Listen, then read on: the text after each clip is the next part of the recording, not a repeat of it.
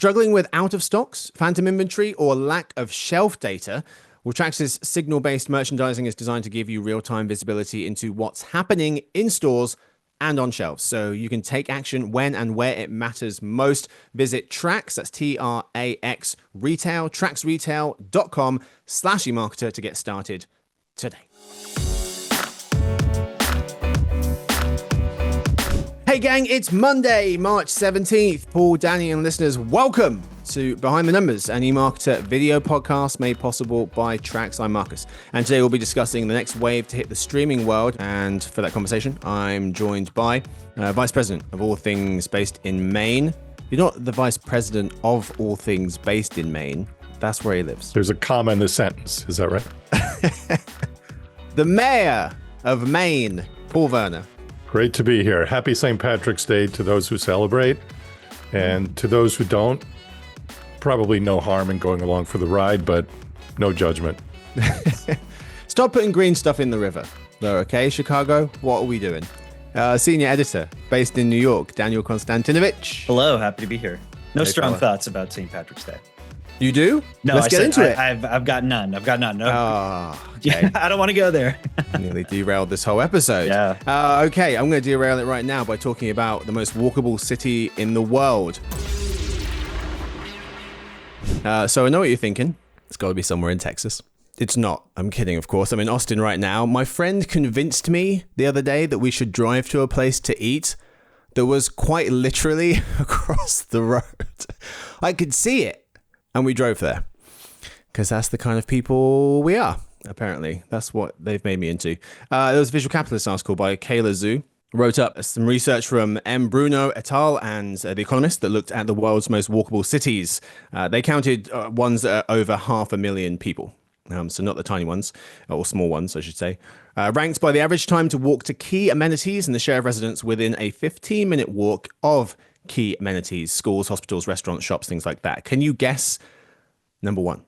Are we talking just in the US or worldwide? Worldwide. Oh, I can give you a hint if you want the hint. Okay, I'm gonna throw a shot in the dark. Pre-hint. Okay. I'm gonna guess Tokyo. Oh, okay. And I'm going to say Venice. Ooh, that's a good one. That is a good one. So the hint was going to be that 45 of the top 50 were in Europe. Paul's Venice is not on the top 20, but Italian city Milan is number one. Number one. Takes about 6 minutes to walk to key amenities. Then it's Copenhagen and Turin, again in Italy. So Kyoto in Japan was the most walkable non-European city. So right country, Danny. Thank you. On the list, coming in 28th, though, which is remarkable. Vancouver in Canada was the highest ranked North American city in the overall list at 53rd, which is low. Yeah, that's yeah. Why are all most walkable cities in the world in Europe? Why most of them in Europe? Primarily because these cities were established long before the advent of cars, Miss Zhu points out, but also because they prioritize walking through urban redesigns, national walking policies, and strategic initiatives as well. So it's not just because of the history part. They're real intention to keep their cities walkable. Where is Amsterdam on the list? Ooh, I've got the top 20 here. So if it didn't make the top 20, then I'm not sure. It's not on here. I'm just wondering because for biking, yeah. You're gonna I was going to say number one for biking. Yeah. Yeah. But Copenhagen is as well. That's why I was wondering, because, Copenhagen is almost like Amsterdam in that everybody bikes, but obviously everybody walks too. So I was wondering if those two, it'd be interesting to see how those two factors correlate. Yeah, that's a good point. Longest pedestrian street in the world, the Stroget. I can't pronounce it, but in Copenhagen. So that one definitely makes a lot of sense. Top 10, Milan, Copenhagen, Turin, Dublin, Lyon, Munich, Paris, Marseille, Genoa, and Edinburgh. That's the top 10. Anyway, today's real topic. Beyond the bundles, what will shape the streaming world next? All right, so, gents, the last few years we've been talking a lot about bundling and the wave that hit the streaming world, the Disney Plus Hulu Max bundle, the Disney Plus Hulu ESPN Plus bundle, the Stars MGM Plus bundle, and there's an AMC Plus one. And some have worked out quite well. Brad Adgate of Forbes was noting the Disney Max bundle, Disney Plus, Hulu, and Max, launched in July 2024 and has to date been a success, according to Antenna. The first 6 months, over 20% of new Max customers had subscribed to the bundle, and 80% of the near 2 million that subscribed in the second half were still subscribing 3 months later, so able to hold on to those folks as well. So that was the bundling wave. Now it's time to discuss a few other waves that are being made. One is the concept of the streaming hub. Our guy Joe Sevilla was writing that YouTube is revamping its TV app on connected TVs to integrate more third-party streaming content directly into its homepage. Think Apple TV Plus and Prime Video, he says, expected. Within months, the redesign aims to prioritize paid subscriptions from services like Peacock, Paramount Plus, and Max. The aim here is to position YouTube as a one-stop streaming destination. Garjo notes. Danny, I'll start with you. Can YouTube be the household streaming hub? In some ways, it kind of feels like it already is. I mean, it's fair. One of the, if not the top competitor in digital video. It's making big gains year over year in TV viewership. In fact, I think they came out with a stat recently that more people are watching YouTube on TVs than they are on their phones, which is a really big shift. So they absolutely could. I mean, if they can meet, with these streaming hubs, I think that these are an effort to meet consumers where they are and just offer them access to a whole huge slew of content without having to leave the interface or the app that they're familiar with. And, if YouTube is already number one, that's a very familiar place to, make that transition. It makes a lot of sense. I mean, Paul, to what Danny's saying, there's YouTube, based on viewers, so not the whole population, but if you look at viewers, YouTube is third in terms of where people spend most of their time. Netflix first, about over 1 hour of Netflix people spend over an hour on Netflix. Spotify second, 54, and that's obviously music, 54 minutes a day. And YouTube is third with 51 minutes a day. So it's doing well there. And it's doing well. Nielsen Gauge, YouTube, the main app we're talking about, 11% of all TV time is spent on YouTube. All TV time, not just the streaming bit, all TV time, 11% spent with YouTube. However, I am surprised that folks would kind of cede that much control to a rival streaming service, so to speak. Yeah, I think YouTube occupies a very interesting space in this spectrum. And I think Danny touched on this, just talking about the transition from mobile to CTV. So now YouTube is predominantly a CTV platform. However, that's only when you compare it to how mobile-centric it had been up until maybe 3-4 years ago.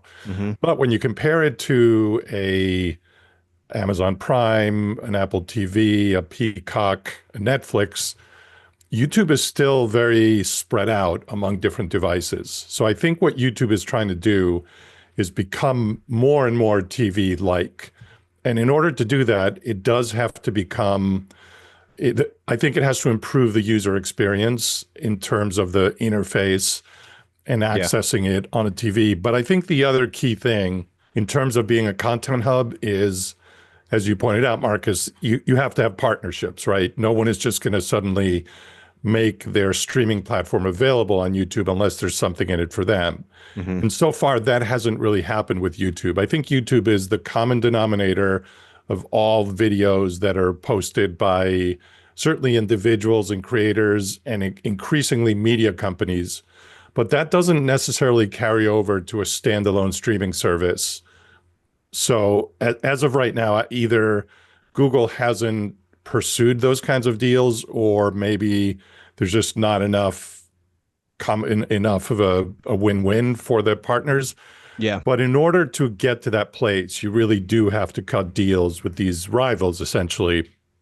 And obviously what has to be in it for them is either subscriber growth or revenue growth or both. And if they've made that calculus and they're not going to get there by giving up a portion of their ad revenue or even their subscriber revenue to YouTube, then it's going to be a hard nut to crack for them. Yeah. But it seems like something along those lines might already be happening with Prime Video, because they have definitely become a big hub for all of these different streaming services. I think the most recent one to join in or launch like a tile on Prime Video is Apple TV. So if you're one of these smaller streaming services like Apple TV that's struggling to gain significant subscriber growth since the market's really saturated, a platform like Prime Video that has this enormous baked in audience is clearly appealing, and they're willing to cede some amount of revenues or whatever the cut that Amazon takes in order to be in front of more people. So yeah, I mean, I think that you're certainly right. Like, YouTube is not there yet, but I think it may already be happening for. They have it's a good point. They have a few. YouTube has a few partners. And they're already doing this. It's just hard to find. So if you go to YouTube and then you go on the left-hand side, you go down to movies and TV. And then in there, if you go down to primetime channels and you scroll across, there are some folks. NBA TV, you can get your subscription through them. Paramount Plus, Max, Stars, the WNBA, AMC Plus, a few others. So there are some partners, but smaller ones, similar to what Amazon has, as Daniel was mentioning. Yeah, but I think the key there, Marcus, you hit on is hard to find. And that's where the user experience comes into play. YouTube, frankly, has obviously a lot of strengths, but clear interfaces and clear branding have not been their hallmarks. Yeah. And I think what these partners are looking for is a place where somebody's going to turn on their smart TV and instantly be able to navigate, if they're on the YouTube app, instantly be able to navigate to that Amazon tile or the Apple TV or whatever it might be. Yeah. I think that's going to require some substantial redesign or re-engineering on Google's part. Especially because maybe this isn't a problem, but I saw it as something that could be quite confusing for folks. Kurt Williams, YouTube's Senior Director of Product Management, was telling the information. The vision is that when you come to our TV app and you're looking for a show, it will just blend away whether that show is from a primetime channel or that show is from a creator. I would want to know the difference. I would want them to be separate. So I'm wondering if it's going to be harder for someone like a YouTube, because there is so much user-generated content there in the first place. Yeah, I mean, I think there's a big distinction there. Yeah, I mean, YouTube does not have its own premium content offerings, which is why I think, despite being the CTV leader, it is viewed differently from a Netflix or Prime Video or what have you. And I think that distinction is really important. They can't just mesh it together and have a smooth experience, in my opinion. Yeah. Netflix probably has something to say about this as well, because they're trying to be an entertainment hub of sorts. They have TV shows and movies, obviously, that they've made, that they license. They have live content now showing American football games, or just football games, what you call them in America, because it's implied that it's American football because you're in the country, or wrestling. Now they've got WWE Raw, the games they're adding as well. So they're trying to be an entertainment hub of sorts. But YouTube, something to say about that, apparently. Let's talk about another trend, potential wave that could be hitting streaming, because it's kind of already happening. Warner Brothers Discovery's Max streaming service said it will keep CNN Max news and its BR sports offerings free on higher tiers of its service, but they will no longer be available on its cheapest and supported basic tier, notes David Bloom of Forbes. Basically what they're saying there is, if you are paying for the premium tier, you'll get news and sports. If you're paying for the cheaper one, then they won't be available on there. Paul, how will content tiers, this idea of, if you're paying for a lower level subscription plan, you're only going to get certain amounts of content, and you're going to have to level up in terms of how much you pay to get access to more content, more types of content. How do content tiers, in your mind, change? How are they going to change viewer engagement and subscriptions? Well, to your point, it's already happened in the sense that Netflix and Disney Plus, by rolling out their ad tiers, they've inherently created different levels of access, and users or viewers get different content depending on which tier they're signed into, or at least they will get an ad-free experience versus ad-supported experience. What's interesting about Warner Brothers Discovery is they're kind of at a different point in their trajectory. They've definitely struggled. They had a lot of trouble re-signing some of their sports licenses, so they basically lost out to some of the big tech players when it comes to live sports. And they seem to be in a place where they're still prioritizing user growth. And as we've discussed on this show before, many of the more established services have at some point in the past 2 or 3 years pivoted from focusing on user growth to focusing on revenue generation. Obviously, Warner Brothers Discovery is trying to do both, but the play that they just announced strikes me as a way to boost the subscriber counts, and the revenue will presumably fall into place, as they grow their base. So in some ways, this development is more of the same in terms of a streaming service creating different tiers and playing around with what its own sweet spot is with how it monetizes those tiers. But it's also an indication to me of where Warner Brothers Discovery is compared to a lot of the other services, some of which are also struggling, but I think Warner Brothers Discovery has had a tougher time with all of its content, news content, sports content, entertainment content. Yeah, Danny, it wasn't clear to me when I subscribed to one of the Netflix tiers, I think the ad-supported one, that I wasn't going to get access to all the content. And so I'm wondering whether that's going to have to be a point of emphasis, that you're going to have to make it clear what you're going to get and what you're not going to get by paying more or not paying as much for some of these tiers.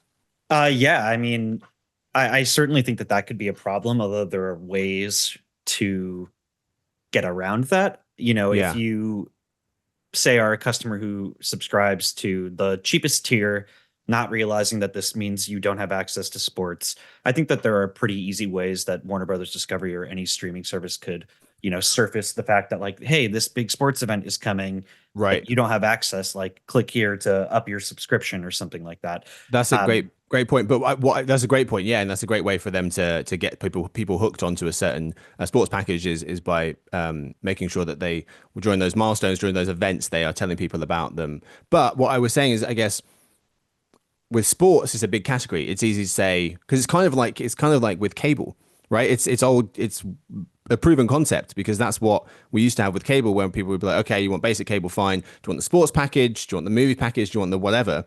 And if it's a group, it's fine. But when it's with individual shows, like, you're not going to get some films and TV shows, which ones we're not going to tell you exactly which ones you will and won't get. I wonder if that's more confusing for the consumer.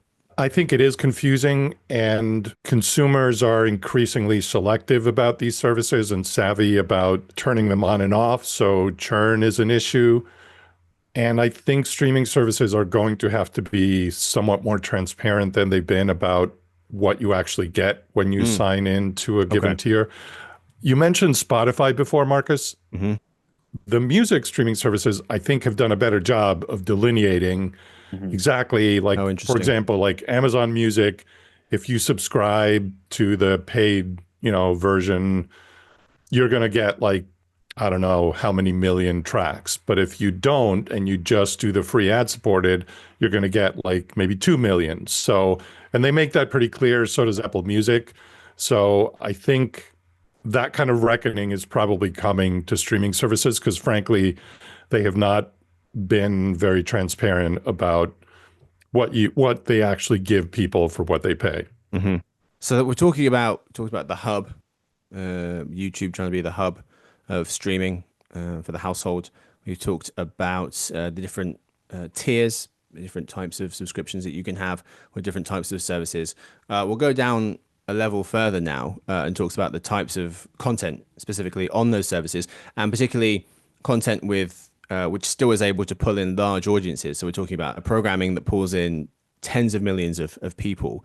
So this year's Super Bowl, which is kind of the gold standard of large audiences, pulled in a record near 128 million viewers. But the Super Bowl it's a gold standard for a reason. It's in a tier all by itself when it comes to live event audience viewership. The second most watched show every year is also a football playoff game. It kind of changes year to year, but typically it's a football playoff game with less than half the audience. In fact, you have to go down to 11th place on the most watched shows or programs of the year list to find a non-football event, the presidential debate, pulled in about 20 million people.